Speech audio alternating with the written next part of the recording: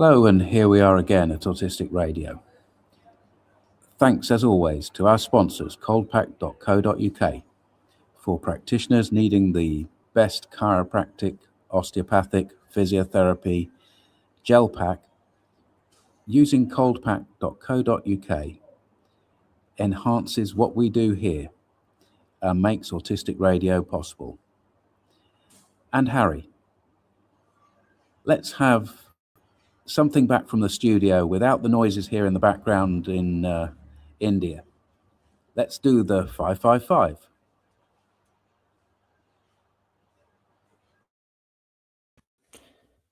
Thanks, Jules. Hello, everyone. This is Harry's Facebook for Sunday, the 1st of February 2026. This is where we discuss the post shared on the autisticradio.com Facebook page. And the first post is from Dean Beadle Speaker,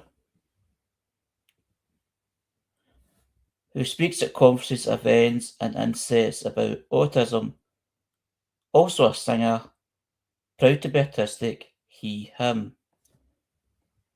And he shared the following. Today, the episode I guested on of the Let's Talk Small Talk podcast had been released. I spoke to the ever wonderful Libby Hill about my experience of the intersection between being autistic and OCD. We talk about what the OCD thought cycle is, ponder why autistic are statistically more likely to develop OCD, and what helps to manage OCD. This was a very powerful and raw topic for me to discuss at length, but I'm glad it's available as a resource for anyone needing guidance in this tricky area of obsessive compulsive disorder. You can find the episode on Spotify and all the usual podcasty places. What's people's thoughts? The link between autism and OCD.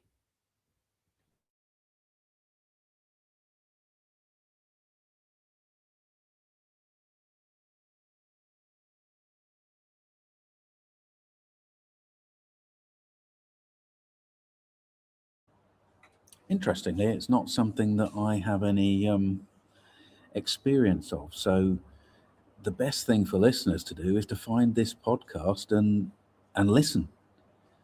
I think making a podcast about something that's dear to somebody, something that they know about, is where it's at.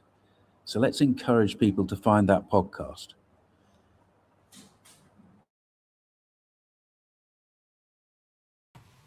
What elements of autistic experience might be seen as possible OCD?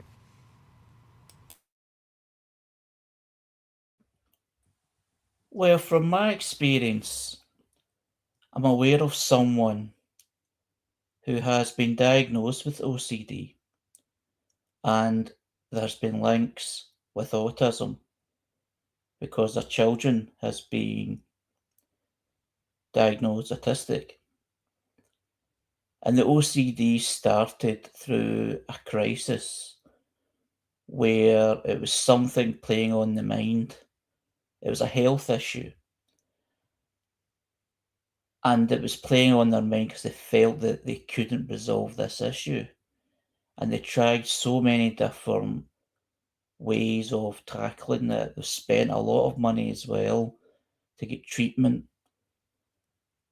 And it turned out, after a long process, like getting into the mental health system and speaking with someone about this particular thing and this experience,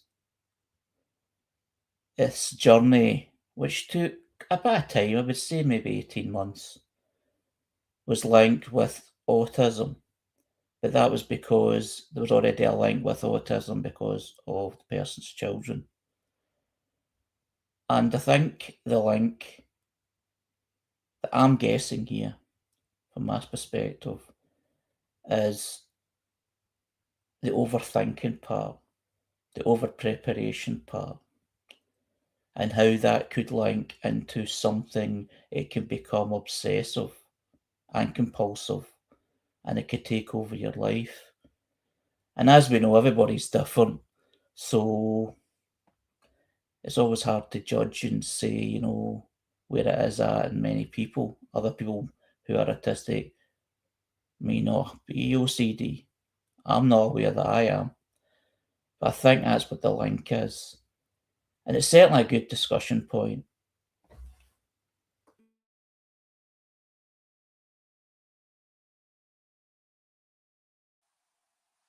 I think in general, out in the world, people don't really know what OCD is, so it would be a good podcast to listen to. But I can see how there could be a link. I just wouldn't be able to describe it because OCD is more complicated than it seems.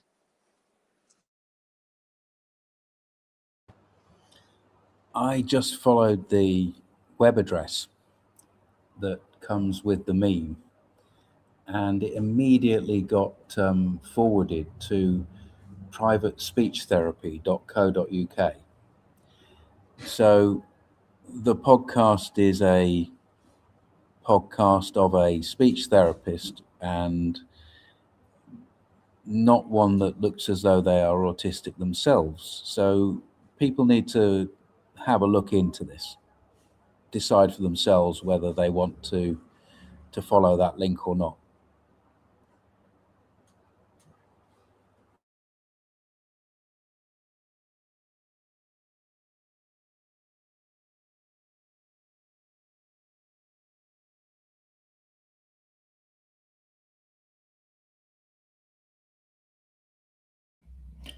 The next post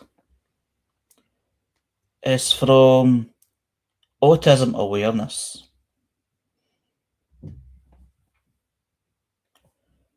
Which is a page, health and wellness website, Health and Beauty Community Centre, raising autism awareness, celebrating neurodiversity, and spreading understanding every day. And what they've shared is something it's called the 3 levels of autism. Level 1 needs support. Trouble reading social cues, prefers routines, dislikes sudden changes, may feel overwhelmed in busy settings, and benefits from coaching and coping tools.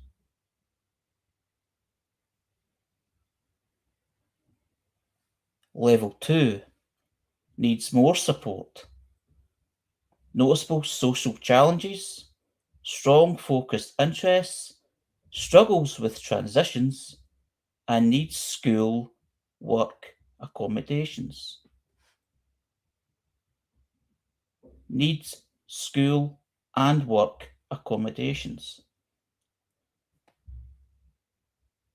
In level 3, needs daily support, little or no speech, strong repetitive behaviours, big stress when routines change, and needs one-on-one help and communication tools. What's people's thoughts on this diagram? Where did this bullshit come from, Harry? United States. Well, I think there's a whole group of people out there listening to autistic radio that are going to feel quite upset by having themselves classified like this. There are reasons why people end up being classified, and those reasons can be good in research and in clinical settings. But this simplification of a whole spectrum of people with varying differences, their neurodivergence occurring in different ways in different times, and the overlaying patterns, it's disrespectful to have this kind of oversimplification out there. It looks very much as though it comes from the old-fashioned ABA school to me. I don't know that for certain, but I would ask people who are listening at Autistic Radio to be very skeptical about the qualifications of people who put this stuff out there.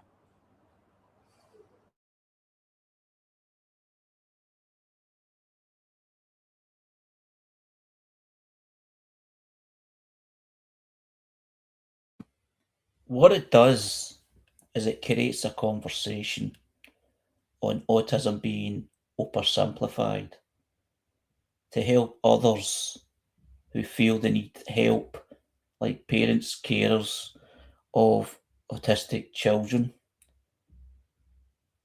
or autistic friends. And even saying that right now kind of grates with me because I don't like saying it that way. I don't like saying it that way. But I'm trying to understand why it's been put across that way.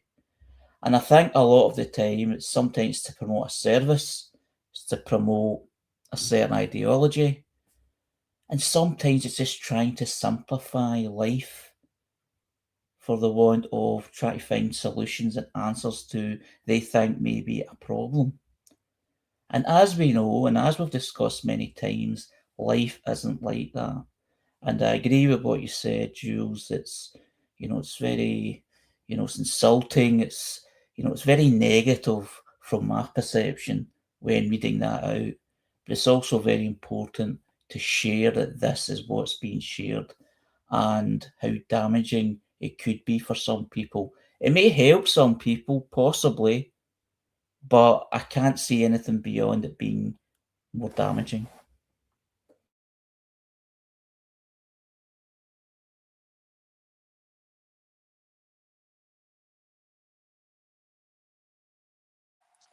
I would worry too that it would limit resources to some people.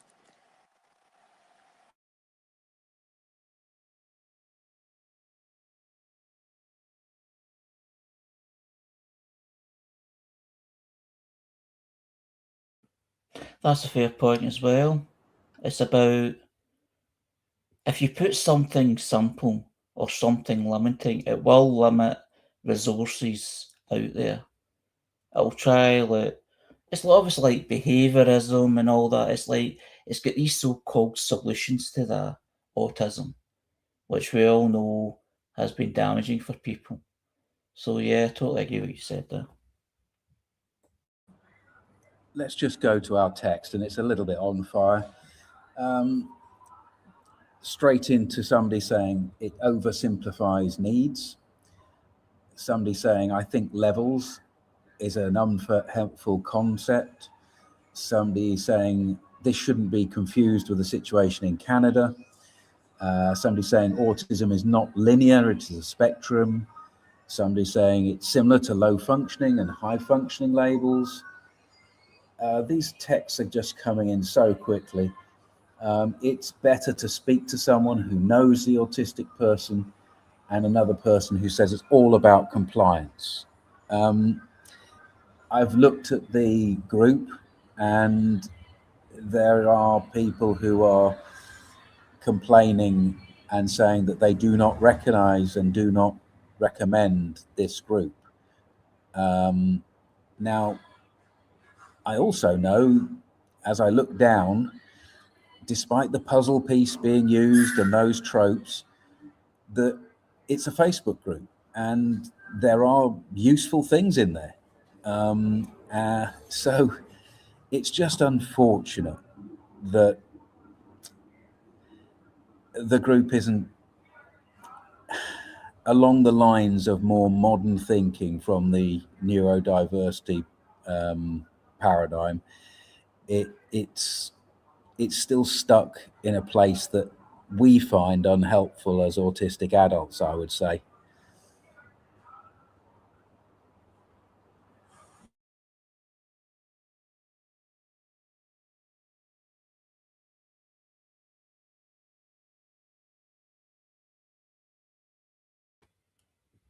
The next post is from the Actually Autistic Coach, who's a personal coach.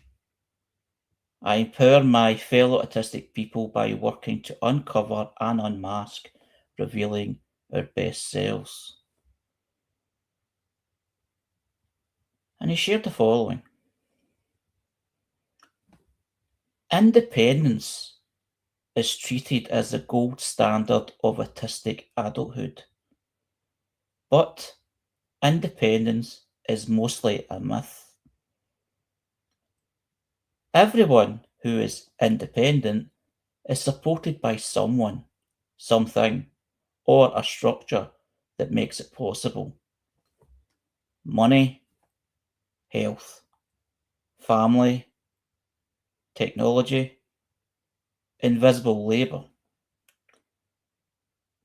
Autistic humans are shamed for needing support in ways that are simply more visible. Needing help doesn't make us less capable. It means our needs aren't being outsourced or hidden. Disability isn't a personal deficit, it's a relational truth. We don't become more worthy by needing less. Rather, we become safer by being honest about what we need. A life that requires constant self-erasure to maintain independence isn't a free life. It's a fragile one, and unfortunately, the one that society is trying to force us into. Most people's thoughts.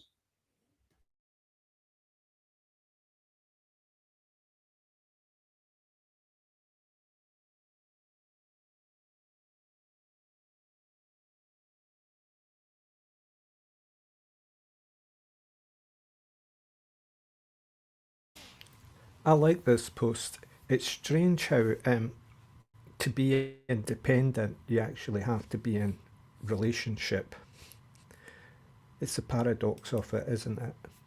And the reverse is true, and I think that's what this person is insisting upon, is that all ideas we may have about being independent, being sort of singular and apart perhaps, totally depend on being part of a greater relationship. So it's like almost like bridging the divide between those two concepts, I think, was what's going on here, and what he terms a relational truth. Because the last post was about support, and I immediately thought to myself, no, it's not support, it's relation that is required. People need to have fulsome relationship with the world, and that's possibly where a lot of the problems originate.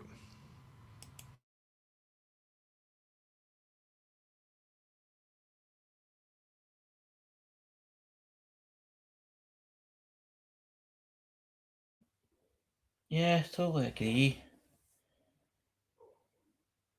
The thing about some so-called support, and it's been said many times before, is support is generally, in some people's eyes, control.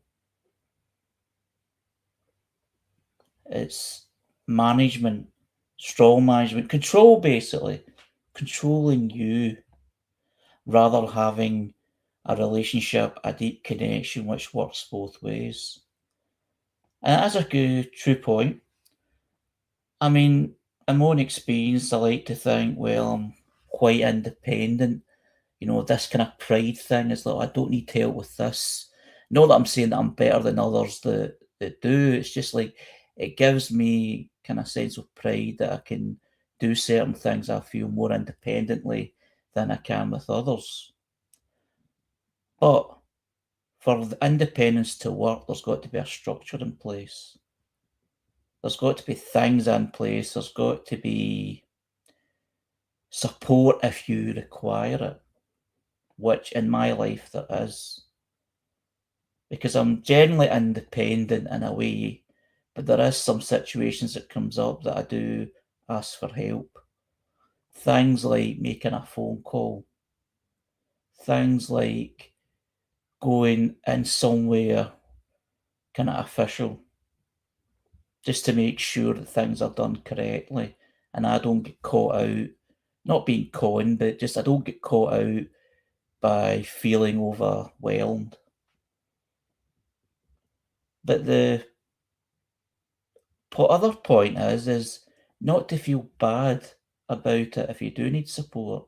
There's this thing about self-sufficiency that they try to promote, this kind of perfect person, doesn't need help, can do everything on their own. It just it's nonsense. You always need some kind of support, or it certainly need a structure. It can't all be down just to one person, and people shouldn't feel bad for needing support. And I think that's what's wrong with society in general. It's like there's this thing about, if you need more support than someone else, it's like you're inferior. And just to feel even that slightly less than someone else because of that sort of approach in life, it can be really damaging, to your health. It can be damaging to your self-esteem. And the overthinking thing comes in again. Even to think about your own life worth.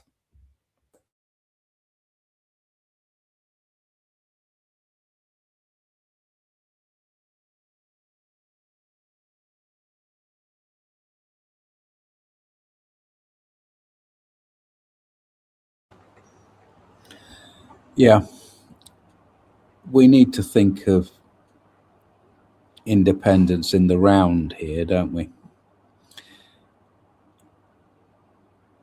Pushing people towards a concept of independence, self-sufficiency, resilience can have its place, but everything here is true because human beings are never independent. Human beings work cooperatively, they work in groups, they specialize. However independent somebody thinks they are completely supported, invisibly usually, by people around them, autistic or non-autistic.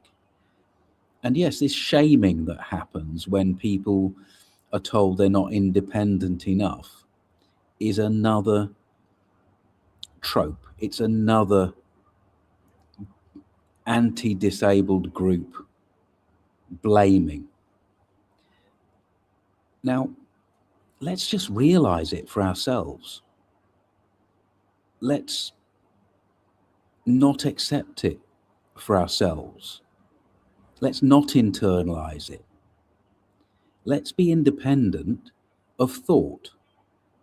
Let's stand up against these negative ideas and call that independence instead.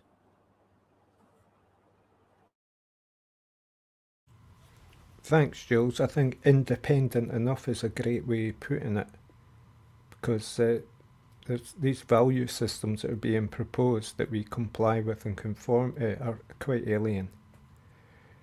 They are not relational, they are just demanding. So independent enough is judged by those values. And if we resist that, we are not necessarily in the wrong. I was also thinking that somehow it's related to ableism, But my main point right now is going to be this. Even if in any group you people are dependent on you, like, I mean, let's just take a baby. Baby is dependent on adults. In the smallest group that I can think of in my life, like a nuclear family with a parent and children, at some point it starts to switch over in certain circumstances where even a young child is helping the parent in some way, especially in a family of neurodivergent people. Honestly, even a 5-year old can hold your hand in a certain way or just ask a certain question that makes you realize they're supporting you.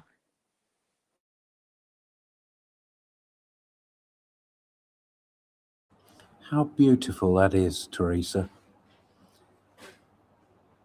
The small child is supporting the parent as much as the other way round in some circumstances.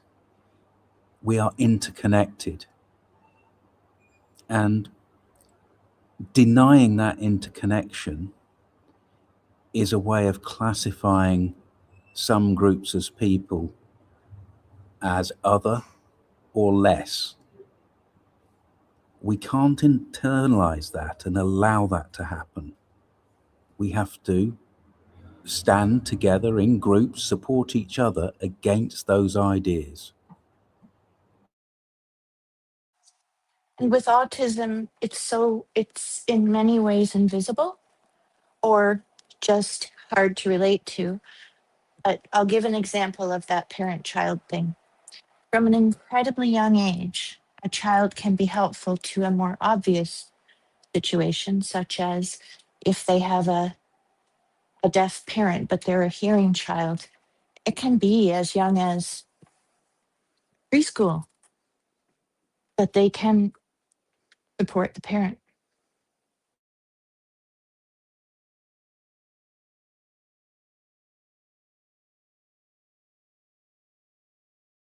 In a small way, like just by hearing something. I was picking up on the emotional reality of what you were saying too, Teresa. You know, being with others is an emotional balance as well.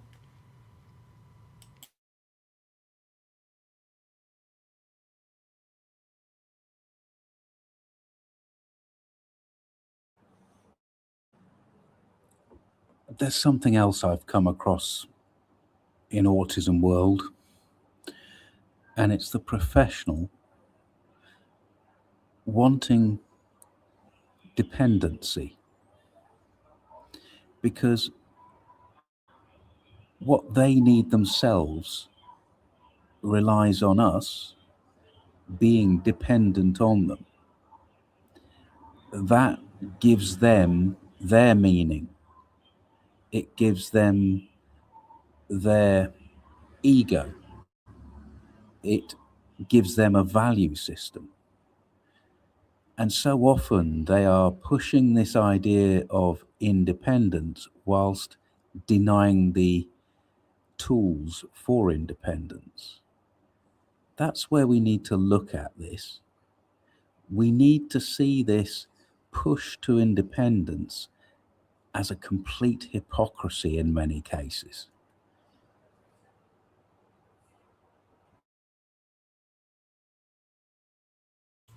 I think the phrase that the poster used was outsourcing, and it's often done against our will. We're not voluntarily outsourcing our meaning and reality and feelings and whatever else that make us us. They're almost being taken from us.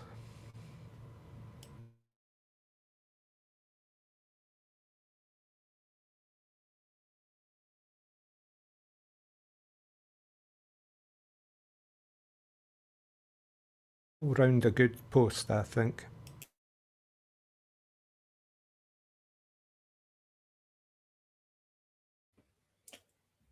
I think that word independence has just opened up such a wide range of issues.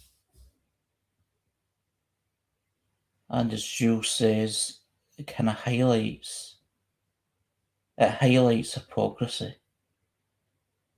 Because there's these support mechanisms, or so-called support mechanisms, from people in work, in a career, making a living, making money, that need you to be there for them to have that position. So how independent would they want you to be? Because if you're too independent, it would do them out of a job, it would do them out of a career. And it's just that control thing again. Yeah. It's almost like that Orwellian doublespeak, you know. Independence doesn't really mean independence in their mouths.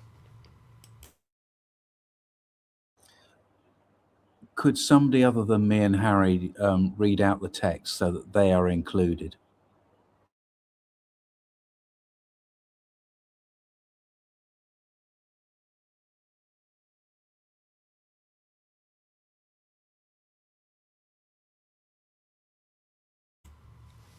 I'm trying to think of where we can start these posts from in the text box. Let's go back to Robbie saying the measure of success by government is being in work and making money for them. There was a response that said those situations are not designed or structured to make us feel connected. There was agreement with what Jules said about taking independence and other subjects in the round. It was also said that push to independence is in a way a failure of society. And when we were discussing, familial relationships like mother-child bonding, that it was stated that there are hidden forms of communication and relation. When Jules brought up the idea of industries to a certain extent depending on people's buying into the interpretation of independence, someone said it's like a dealer mentality, a scarcity mindset even, which is an oft-used socio-economic term. Teresa said a paycheck. And then Robbie comes back with the so-called support he was offered was taking away his independence. Teresa then says, just independent enough for their job to be easy. So I think that's a balancing act of the professionals. Let's look at what we did at Autistic Radio. We offered the professionals a way to discuss autism directly with autistic people. A fully independent organisation. They said they wanted this. However, when we produce it and we're not dependent on them, they don't use it. It pulls a lie. They say they want to see independent autistic groups, but the main charities are unwilling to communicate with them in equitable communication. This idea that the general profession wants to create independence is a lie.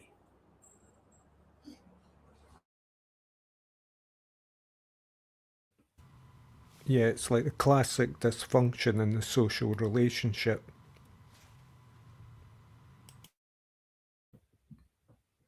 Yes, I mean, there's a lot of things going through my mind here, just all the stuff that we're talking about. It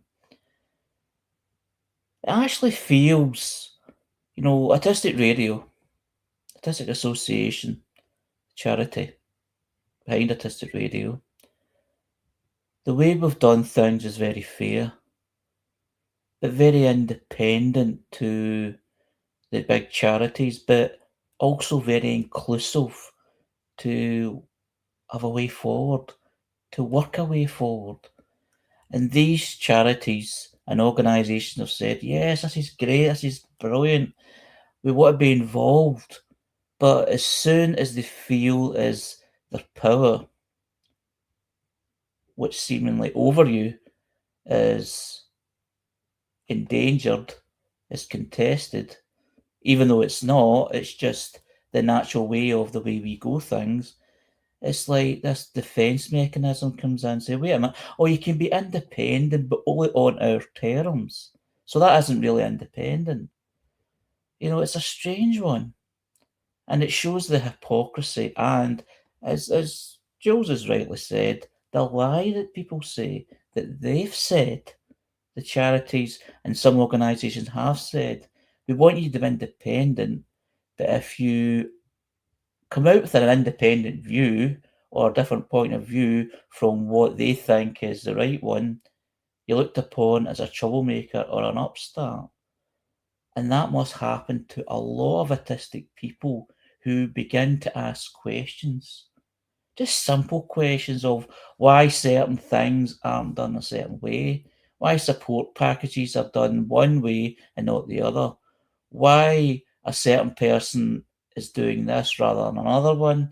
Just genuine personal questions that anybody with a self of independence within them would do. But if you do that, they don't want to hear it because they know best.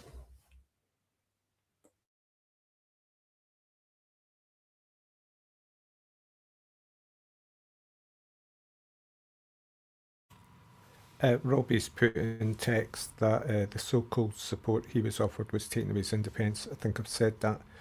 Yeah. So he's come back with, when social care investigated his complaint, they did not investigate his concerns. They investigated their tick box process. So I think I've caught that right, Robbie, yeah? Yes, that's exactly it.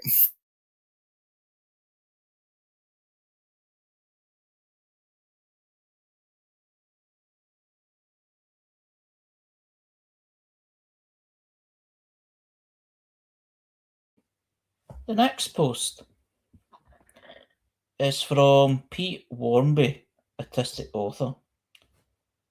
Autistic and ADHD, award-winning writer and speaker on autism and autistic lived experience.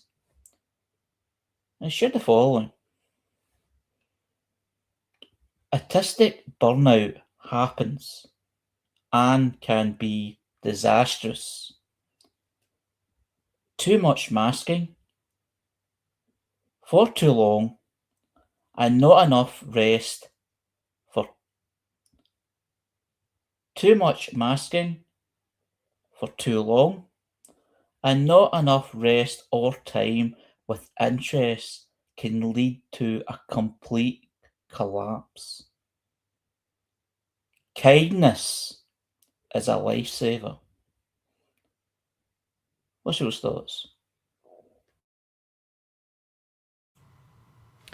I've noticed that this poster quite often posts about burnout, and I empathise with them. That this may be something that they have to deal with on a consistent basis. So it seems they're aware of the balance that is required and the kindness that is required to what's the word I'm looking for? It's not endure, to cope with these situations. The rest in time with interest and having enough of it and not going too far and too long with masking. But of course, there are pressures of life that probably take over us and make these things inevitable to a certain extent.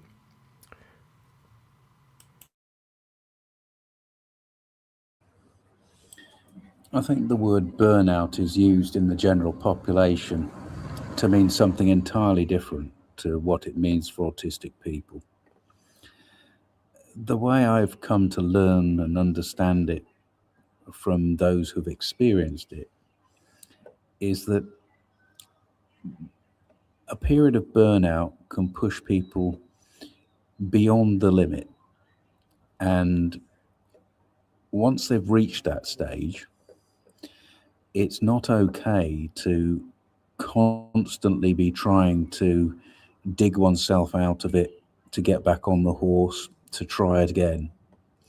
It's necessary to take steps back and allow oneself a reflection and a healing time that's extensive enough, because the repetitive yo-yos of trying again makes things worse. So I would encourage people who really feel that they are experiencing that depth of burnout that comes to autistic people to not look at it through social media, but to find some more expert help.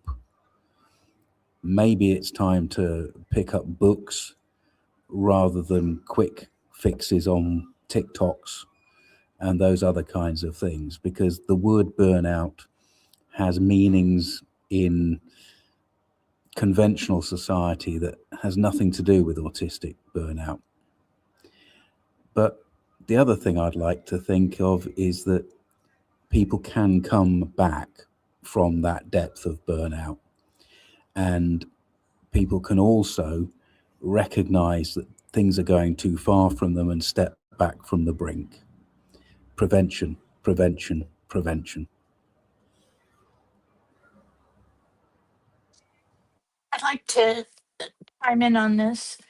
So, I think that in my adult life, especially in a certain part of my career and family situation, I was so highly masked with no idea that I was autistic. That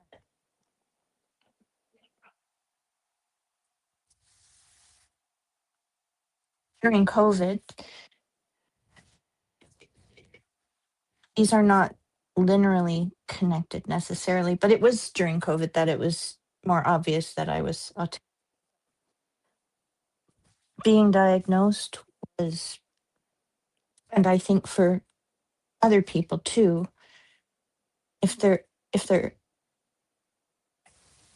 highly masking and then come to realize what's going on, it can be a large burnout. But then I also recognize other times in my life where I had major burnouts. They were called something else, like a major depression or something. I'm still not, sometimes I don't like the ways people describe it. And I apologize if anybody does describe it this way about the spoons and things like that. Because to me, burnout would be a much larger thing. It's just what I want to say is it's true when you say that other people use the word burnout. I don't think it's nearly as significant as this sort of autistic burnout. And I'm sure there are other kinds of burnouts, that are very serious too.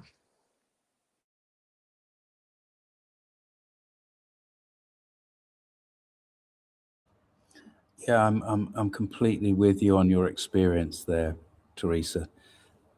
As somebody outside this world, that was kind of what I was trying to get at, as what I understood as from people like yourself who've actually experienced these things. And I do agree with you that these social battery, having enough spoons, these aren't really related to that depth of burnout that you're describing. There's something else. They're related, but there's something else. And once somebody gets into that situation, I really do believe that there is a need to recognize that it's a different place. And labels that are put on it are breakdown. Labels that are put on it are depression. Labels that are put on it are manic episodes. And yes, we do have to differentiate true autistic burnout from colloquial terms. Also, it's at those points where you can lose significant relationships and um, maybe like a drop out of school or fail in a career or something like that.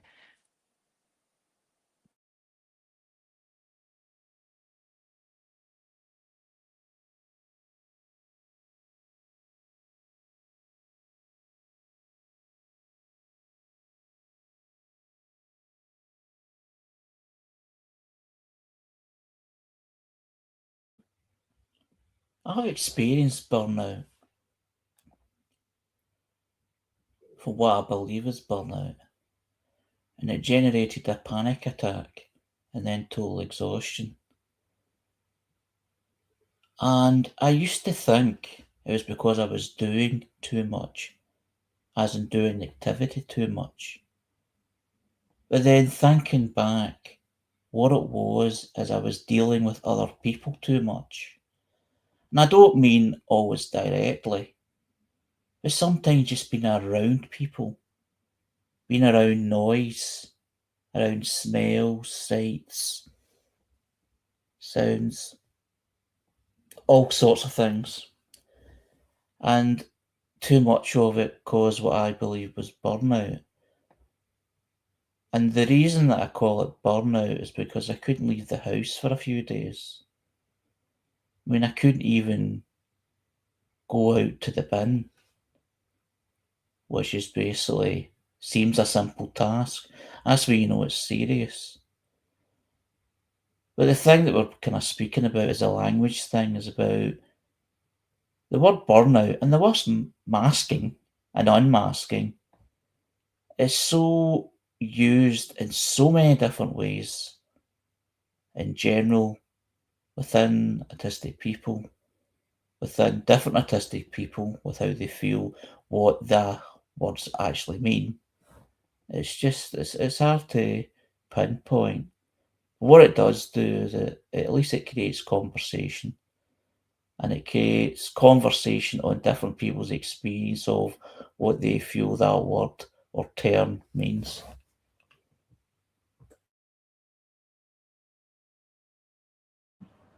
In the text, somebody is asking, is it autistic burnout, and is autism causing it? And I would like to reframe that. I would like to say that is taking responsibility for the situation an autistic person might be in. Whereas reframing it to say that it's the social construct that puts a person into a situation that becomes impossible, either because they are having to use all their energy to mask and lose their selves and lose their identity through pretense, or a situation where they never get respite from being their sensitivity, their sensitive self, there's our sensitivity to society and everything that we are forced upon. It's those things, it's the externals. Now, it's quite possible that being autistic makes us more sensitive and makes us more likely to be overwhelmed. But we shouldn't take that on as a failure in ourselves, because I'm an autistic person.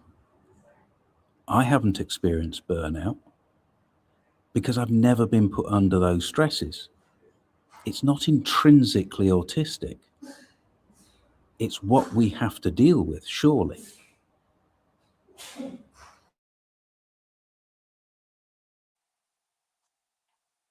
I think for me, I'd like to take a step back from the masking.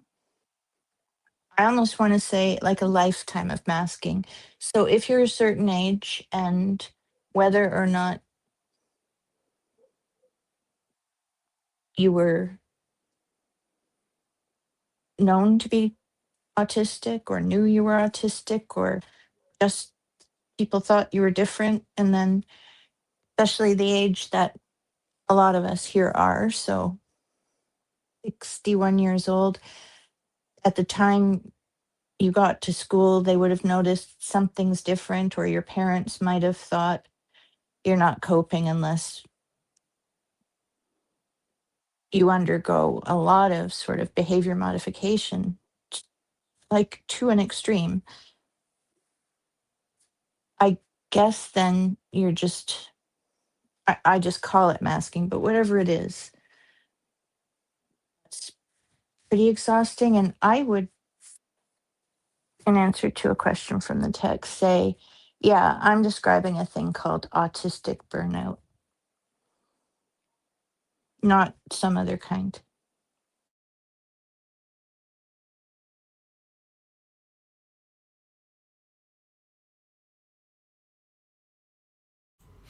Again, it's a good post because it's reminded me that sometimes I'll interpret a post as being personal to the person who posts it. I immediately interpret this as Pete Warmby expressing his own life. But very often these posts can be, helpful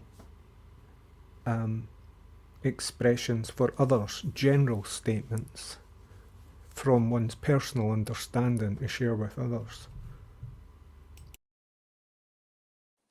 This also goes back to that independence or dependence thing.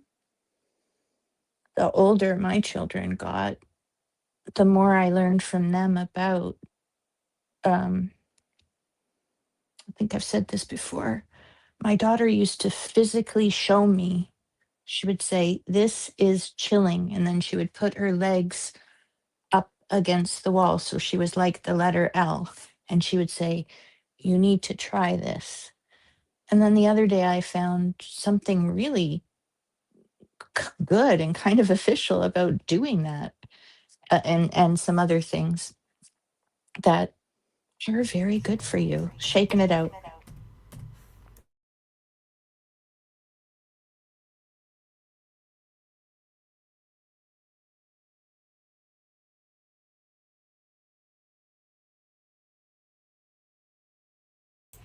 Yeah, I remember my friend dancing around a supermarket. He was ejected by security, but he was not going to have people tell him he couldn't dance around a supermarket.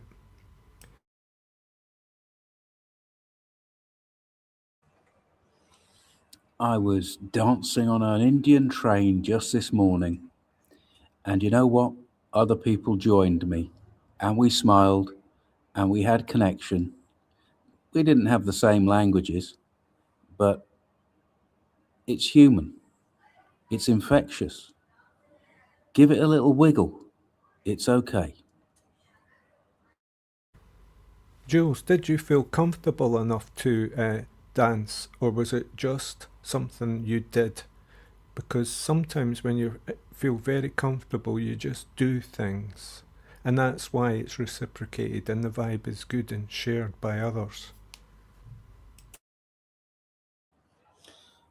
You're a wise man, Ray. You're absolutely right. I do feel comfortable. I have no shame. I also, in that morning, tore a strip off a guy who acted arrogantly to me when he checked me into a posh hotel. And I had no shame or worry about making sure that person knew I had an opinion. I worried a little it might have been embarrassing a little for my wife. And she said, "No, you're just trying to teach the world." And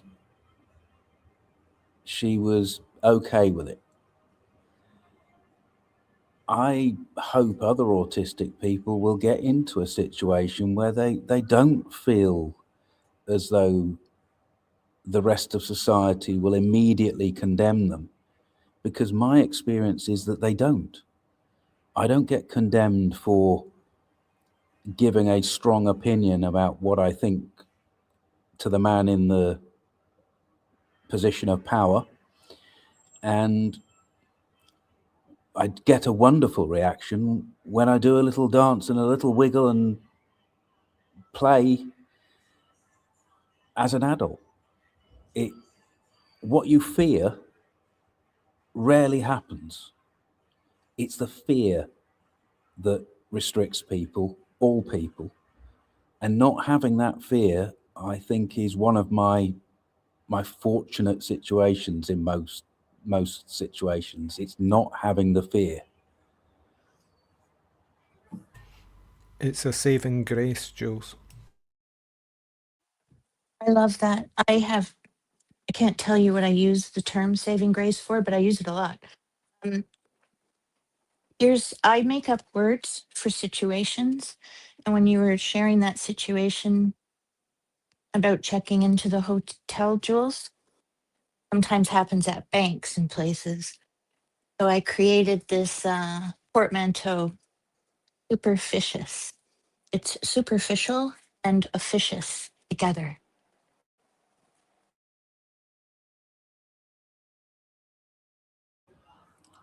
I'm going to use that and take it away. Thank you. As soon as every journalist I know, I teach it to them, because as soon as somebody writes it in an article, I'm entering it into the Oxford Dictionary.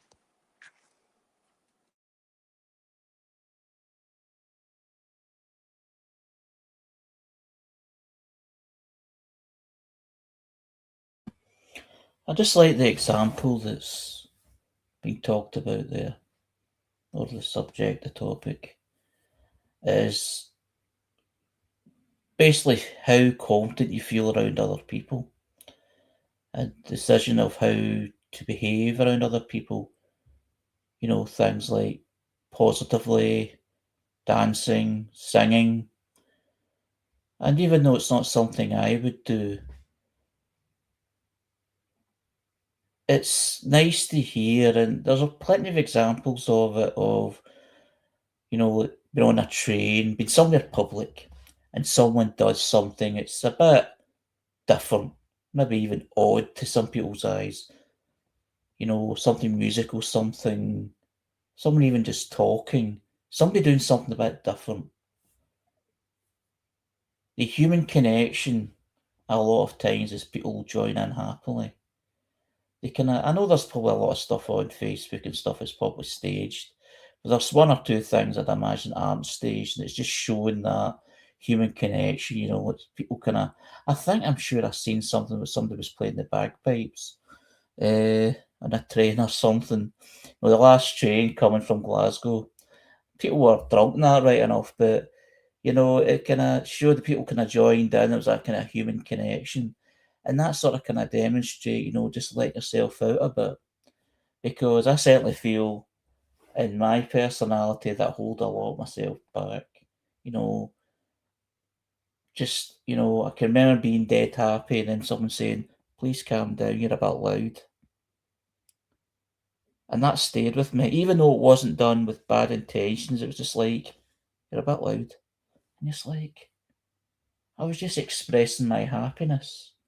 And considering what I'm talking about, it was actually my surprise 40th birthday celebration that I was totally obviously surprised, not expecting it. So I was really happy. And because I sort of high pitched a little, it was like, and then it's like, oh, no. It's like to be free and to be accepted and people joining in. It does sound very, it's, very inspiring. Bloody hecklers, eh?